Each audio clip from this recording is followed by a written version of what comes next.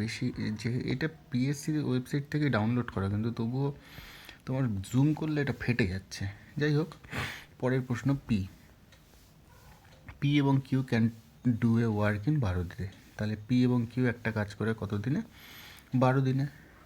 Q এবং আর ওই একই কাজটা করছে কত দিনে? 15 দিনে।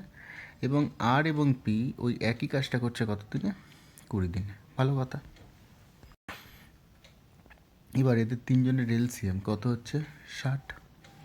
এলসিএম 60, এটা কত হচ্ছে? 5, এটা হচ্ছে 4, আর এটা হচ্ছে 3।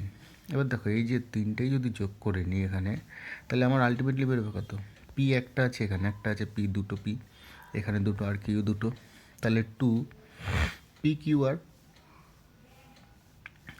PQR সমান সমান এখানে কত আছে?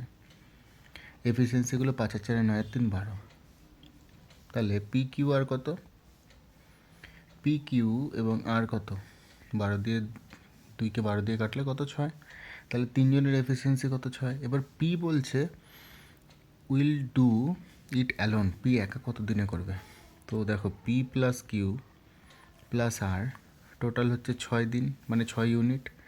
আমাকে বলছে পি একা কত দিনে করবে। আমি দেখছি কিউ এবং আর এদের এফিসিয়েন্সি হচ্ছে 4 ইউনিট। এই যে কিউ আর কত? 4 ইউনিট। তো এটা থেকে এটা মাইনাস গেলে কত? পি এর মান কত হচ্ছে? পি হচ্ছে 2 ইউনিট। টোটাল ওয়ার্ক হচ্ছে 60, পি এর এফিসিয়েন্সি হচ্ছে 2, তাহলে 60 দিয়ে 2কে যদি ভাগ করি তাহলে কত দিন হবে? এ নম্বর অপশান 30 দিন। নেক্সট প্রশ্ন।